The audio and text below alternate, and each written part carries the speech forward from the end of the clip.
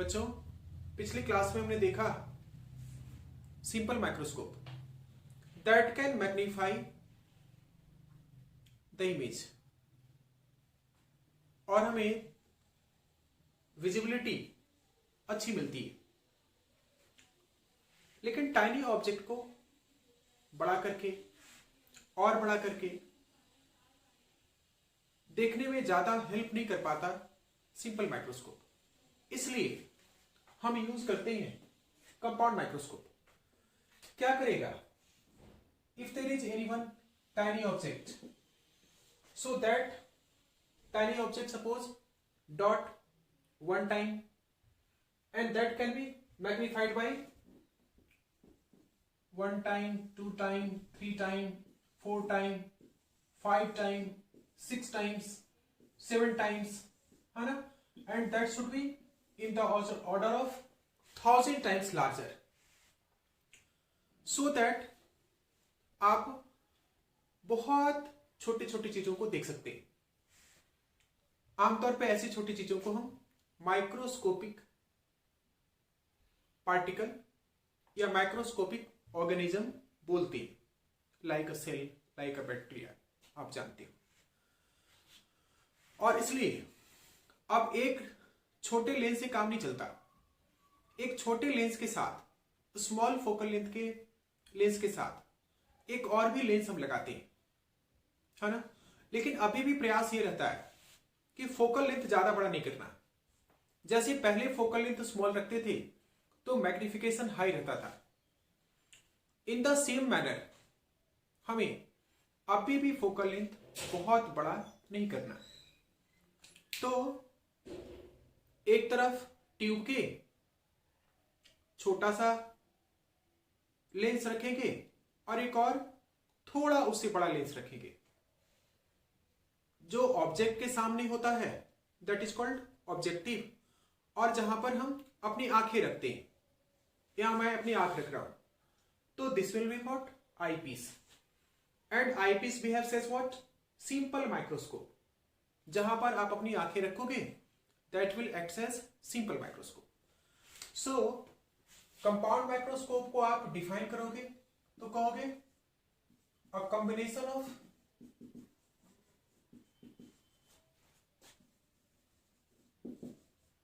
objective lens and eyepiece of comparatively small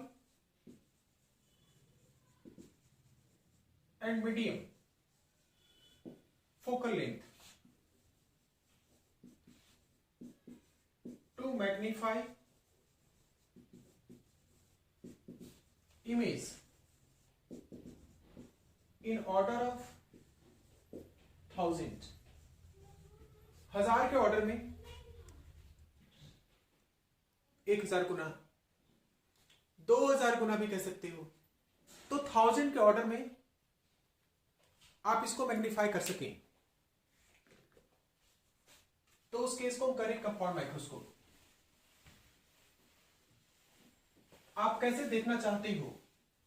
दो ही system है। या तो आप चाहते हो अच्छा विजन हो, थोड़ी आंखों में स्ट्रेन आ जाए, लेकिन दूसरा भी कंडीशन हो सकता है रिलैक्स्ड आई से हम देख सके। तो फर्स्ट केस में मैं भी देख रहा हूं,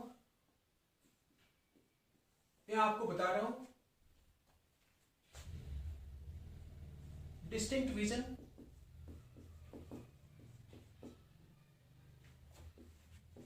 जहां पर थोड़ी सी स्ट्रेन है आई में।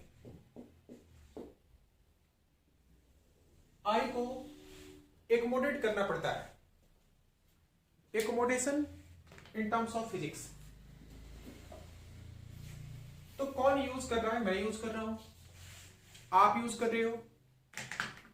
तो ऑब्जेक्ट को कहां रखना है कौन डिसाइड करेगा? हम डिसाइड करेंगे। जब हम ऑब्जेक्ट का डिसीजन लेंगे तो उसी के अनुसार से इमेज भी बनेगा।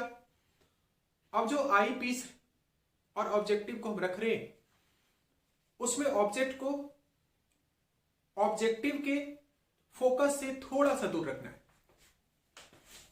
पहली बात, अभी यूज करते समय हम जो ध्यान में रखेंगे, ये हमारा ऑब्जेक्टिव है, स्मॉल फोकल लेंथ का है, मीडियम या लार्ज फोकल लेंथ का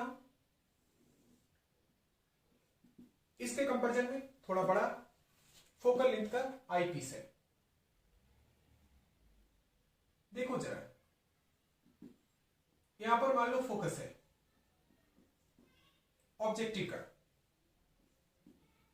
it is of the object जिसके सामने रखोगे ऑब्जेक्टिव, और जहां पर हम आंखें रखते हैं ये आई पीस या फिर ओकुलर कहलाता है। और अच्छा रहेगा आप इसको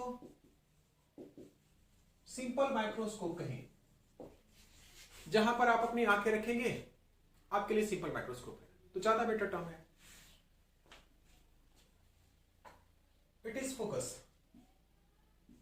एफओ,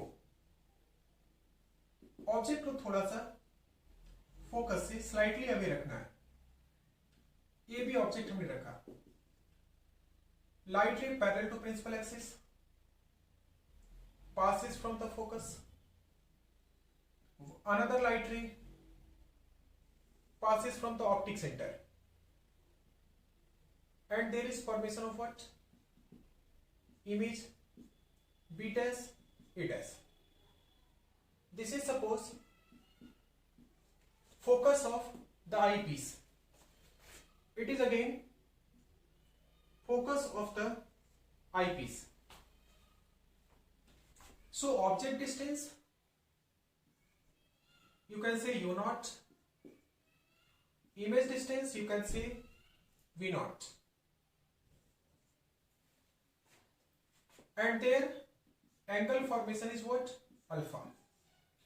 ये एंगल क्या बन रहा है? अल्फा बन रहा है। This A dash B dash behaves as virtual object for the eyepiece. This is the virtual object for the simple microscope.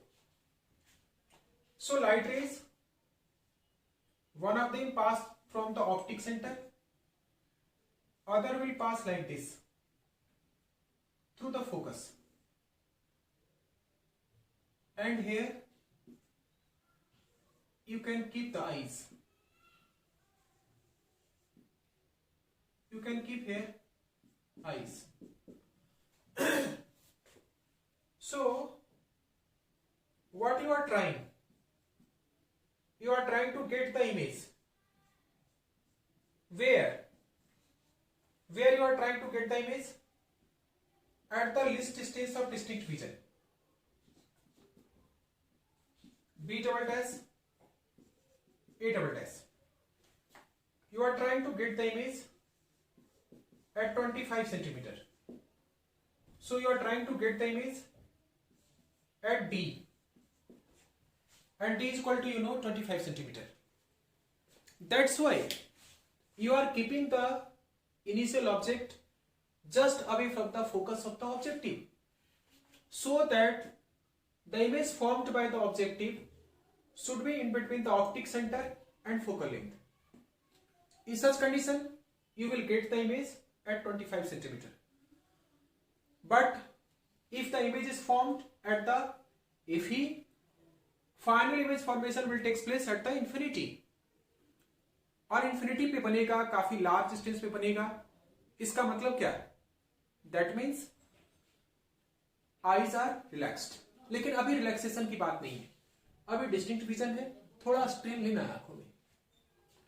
तो strained eye के situation की बात हम कर रहे हैं। ये आपका object distance for I piece हो जाएगा, और image distance for I piece हो गया D is equal to 25 centimetre. अब आपको मैग्निफिकेशन पता है, आप मैग्निफिकेशन जानते हो, बीटा अपॉन अल्फा। ये बीटा, इसके लिए एंगल बनेगा ऑप्टिक सेंटर पर आई पीस पर। सो बीटा अपॉन अल्फा को आप लिख सकते हैं। हम स्टार्ट करते हैं final image A double dash B double dash से। मैग्निफिकेशन को मैं स्टार्ट कर रहा हूं यहां A double dash B double dash और इनिशियल ऑब्जेक्ट एबीसी। एक तरीका सीखते हैं, एक मेथड सीखते हैं और इसको मल्टीप्लाई करते हैं ए डैश बी डैश से। आप मल्टीप्लाई करते हो और आप इसको रीअरेंज करेंगे A double dash B double dash equal to A dash B dash into A dash B dash by A B. अब देखो ये है फाइनल मैग्निफिकेशन आई पीस का, ऑब्जेक्ट और इमेज। तो magnification produced by eyepiece आप इसको लिख सकते हैं और ए डैश बी डैश था इमेज फॉर द ऑब्जेक्टिव और ऑब्जेक्टिव ऑब्जेक्ट क्या ए बी। सो आप इसको कर सकते हो magnification produced by the objective. तो M is equal to M इंटू एम ई। ये भी बीच बीच में हम यूज कर पाते हैं कई तरह के कैलकुलेशन करने में।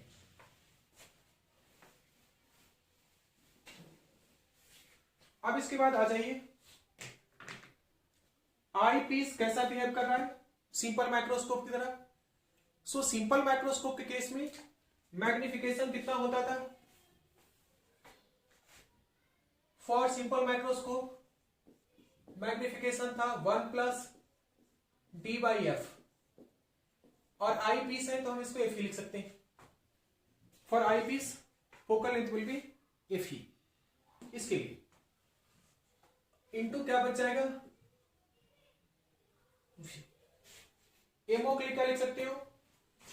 We naught upon U naught. V naught हो गया इमेज डिस्टेंस और ये हो गया ऑब्जेक्ट डिस्टेंस। अब आप देखिए इसको ठीक से, तो यू नॉट क्या है? माइनस में है, इसलिए आप मैग्निफिकेशन लिख सकते हैं minus of V naught by U naught 1 plus D upon F E. See the clear cut magnification here, particularly magnifying power या angular magnification beta by alpha का फाइनल रिजल्ट ये आ रहा है। एक काम और कर सकते हैं, एक लेंस से दूसरे लेंस तक का डिस्टेंस हम इसको कहते हैं ट्यूब लेंथ। वीओ की वैल्यू जितनी बड़ी होगी, यहां देखिए वीओ जितना बड़ा होगा मैग्निफिकेशन उतना ज्यादा होगा। If VO is larger magnification is more. तो यहां पर अप्रोक्सीमेट मान के चल रहे हैं, वीओ काफी बड़ा हो और बड़ा कितना हो जाए? Equal to the tube length of microscope. क्या हो जाए? Tube length of the microscope.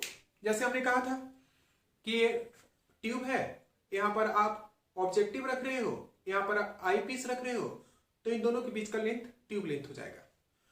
अब कहते हैं वीओ या वी नॉट जितना बड़ा होगा आपका मैग्निफिकेशन बड़ा हो जाएगा।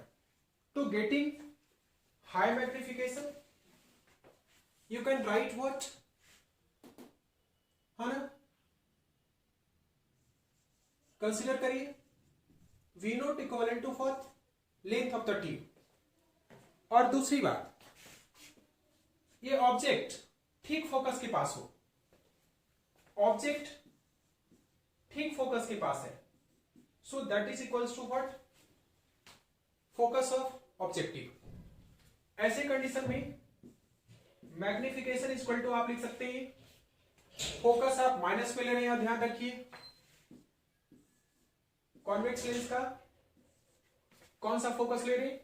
जो निगेटिव में है। तो अब आपका मैग्निफिकेशन ऐसे लिख सकते हैं, माइनस माइनस प्लस हो जाएगा, L upon F O into 1 plus D upon F E. ये हमारा क्या हो जाएगा? मैग्निफिकेशन आ जाएगा। अब इन दो फॉर्मूले में मैं अपना ओपिनियन दे रहा हूं, इससे कैलकुलेशन करेंगे तो गलत हो जाएगा, लेकिन इससे कैलकुलेशन करेंगे तो ठीक रहेगा, है ना। आप इसे थोड़ा सा इमेजिनेशन में ला सकते हैं, लेकिन कैलकुलेशन के लिए एक्यूरेट है, क्योंकि आप लेंथ में अप्रोक्सीमेशन कर रहे हो, क्योंकि आप ऑब्जेक्ट के पोजीशन में अप्रोक्सीमेशन कर रहे हैं, तो इसमें से रिजल्ट एक्यूरेट नहीं आ सकता. So this one is not authentic formula, just to keep it up to the derivation. Now अब आप क्या कर सकते हैं, ऑब्जेक्ट को इस तरीके से रखिए कि इमेज जो है ठीक Fe पर बन जाता हो.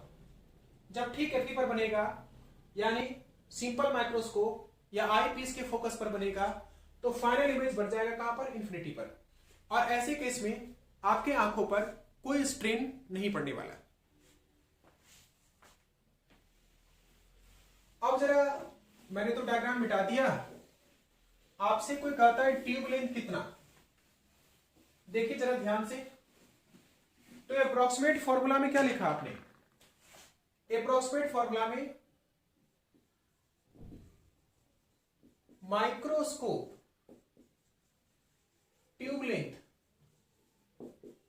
अप्रोक्सीमेट फॉर्मूला में आपका VO के इक्वल है. लेकिन जब आप अप्रोक्सीमेशन नहीं करते तब ट्यूब लेंथ VO और UE के इक्वल है ना. तो क्या इसका कोई एक्यूरेट फॉर्मूला हुआ क्या, इसका कोई कंफर्म फॉर्मूला है क्या, नहीं है. इसलिए ट्यूब लेंथ जब निकालना होगा तो उस समय के सिचुएशन को केयरफुली एग्जामिन करना पड़ेगा. इसलिए मैं बोलता हूं हर क्लास में कि फॉर द ट्यूब लेंथ और for the microscopic tube length there is no any authentic formula. Normal adjustment के केस में और रिलैक्स टाइम में आपको क्या करना है, पिछले अरेंजमेंट में दो बातें ध्यान रखना था. पहली बात क्या ध्यान रखना था, object should be kept slightly away from the FO, that is focus of the objective, so that image can be obtained in between the FE and optic center of the eyepiece. तो object को objective के focus से थोड़ा सा दूर, पहला बात ध्यान में रखना. दूसरा, इमेज कहां मिलना चाहिए, इमेज हमें आई पीस या सिंपल माइक्रोस्कोप के फोकस और उसके ऑप्टिकल सेंटर के बीच में मिलना चाहिए. ये दो बातें ध्यान में रखना था. अब इस बार सिर्फ एक बात ध्यान में रखना है, क्या करना है, ऑब्जेक्ट जैसे था वैसे छोड़ दो, थोड़ा सा सिंपल माइक्रोस्कोप को राइट शिफ्ट कर दो, यानी ऑब्जेक्टिव या ऑकुलर को थोड़ा सा राइट शिफ्ट कर देंगे, उसके अपने फोकस से थोड़ा सा दाहिना ले के चले जाएंगे. तो क्या करेंगे आप, क्या करेंगे आप, right shift of eyepiece, eyepiece को राइट शिफ्ट करेंगे. तो क्या होगा, A dash B dash जो बनेगा, this should lie at FE, eyepiece के फोकस पर आ जाना चाहिए. अब A dash B dash किसका था भाई, A dash B dash किसका था, ऑब्जेक्टिव लेंस का इमेज था. It is objective. FO object kept थोड़ा सा दूर, AB.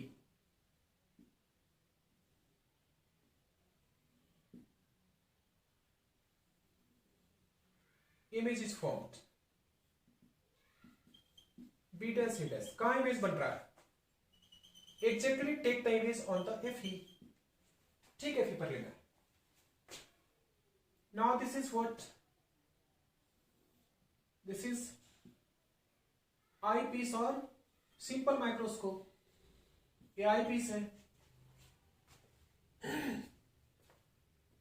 लाइट रे जाएगी, एक तो ऑप्टिक सेंटर से जाएगी और दूसरा एफई से जाएगी। So this is the direction of light rays. So light rays seems to appear coming from the infinity. Image infinity पर बन रहा है, यहां से लाइट रे आ रही है, यहां पर आप अपनी आंखों को रखेंगे और आपको इमेज दिखाई पड़ेगी रिलैक्स्ड आई कंडीशन में। यहां भी एंगल क्या बन रहा है, अल्फा। ये आपके लिए सिंपल माइक्रोस्कोप के लिए वर्चुअल ऑब्जेक्ट हो गया, angle beta. U naught, V naught and here U E is equal to in fact focal length of objective. तो यहां पर लेंथ ऑफ द ट्यूब बदल गया ना, देखो ना, लेंथ ऑफ द ट्यूब क्या लिखोगे यहां पर, बेकार सा हो गया। आप यहां लेंथ ऑफ ट्यूब लिखिए, क्या आ रहा है, वीओ प्लस एफई। तो क्या लेंथ ऑफ द ट्यूब का कोई एग्जैक्ट फॉर्मूला हुआ, नेवर, कभी पॉसिबल नहीं। इसलिए जब लेंथ ऑफ द ट्यूब पूछता हो तो आपको अपने दिमाग में ये बात क्लियर कट लाना चाहिए कि किस तरह का कंडीशन एराइज हो रहा है, आई रिलैक्स्ड है या आई टेंशन में है, आई स्ट्रेस में है। तो एफ ई यहां पर क्या हो गया, यूवी के इक्वल हो गया, यानी सिंपल माइक्रोस्कोप के लिए ऑब्जेक्ट डिस्टेंस के बराबर हो गया। अब माइक्रोस्कोप पढ़ गए तो मैग्नीफाइंग पावर सबसे इंपॉर्टेंट बात है। मैग्नीफाइंग पावर क्या लिखोगे आप, आपके पास मैग्नीफाइंग पावर है M equal to M into MO. अब आई पीस आपका क्या है, इंफिनिटी वाला केस है, तो इंफिनिटी वाले केस में क्या होगा, आई पीस का फोकल लेंथ ये हो जाता है डी बाई एफ ई, और एमओ क्या रह जाएगा, एम नॉट। आप इसको चाहो तो लिख सकते हो V naught by U naught. तो ये आ गया आपका मैग्निफिकेशन, ये हो गया आपका मैग्निफिकेशन। यू नॉट आप यहां भी क्या ले सकते हैं, माइनस में। यू नॉट क्या है आपका, यहां भी माइनस में। अब देखिए फिर से क्या देख सकते हैं, यदि ऑब्जेक्ट को आप एफओ के पास रखते हो, ऑब्जेक्टिव लेंस के पास रखते हो, है ना, if this is equals to focal length of objective, ये काफी क्लोजर है, तो आप इसको एफओ से रिप्लेस कर सकते हैं, और तब आपका वीओ जो है that can be again approximately equal to length of the microscope या ट्यूब के इक्वल। आप देखते हैं वीओ बड़ा होगा तो मैग्निफिकेशन फिर से बड़ा होगा, और वीओ इक्वल्स टू यदि आप लेंथ ऑफ द ट्यूब लिखते हो तो एक और मैग्निफिकेशन का फॉर्मूला हो जाएगा, और ये हो जाएगा dl by FO into FE. देखिए ध्यान से जरा, जितना कम एफओ और एफई का वैल्यू होगा उतना ही मैग्निफिकेशन होगा। तो इससे एक रिलेशन तो क्लियर होता है कि क्यों हमने कहा था कि स्मॉल और मीडियम फोकल लेंथ लेना चाहिए, या कॉम्परेटिवली कर सकते हो, एक का छोटा एक का बड़ा लेना चाहिए। तो जितना फोकल लेंथ कम रहेगा एक बार फिर से मैग्निफिकेशन हाई होगा। लेकिन कैलकुलेशन में यहां पे केयरफुल हो जाना है। केयरफुल इसलिए होना है कि ये भी अप्रोक्सीमेट वैल्यू है, और एफओ हमने एक बार फिर से माइनस में लिया है, तो माइनस माइनस वैल्यू क्या हो जाएगा, यहां पर प्लस हो जाएगा। बाकी साइन कन्वेंशन का आपको बहुत केयरफुल होना चाहिए। साइन कन्वेंशन बार बार अपने हिसाब से दिमाग लगा करके लेना चाहिए। तो इस तरीके से हमारा कंपाउंड माइक्रोस्कोप का कॉन्सेप्ट पूरा हुआ। इस पे हम कुछ क्वेश्चन के सेशन अलग से लेंगे। Thank you very much.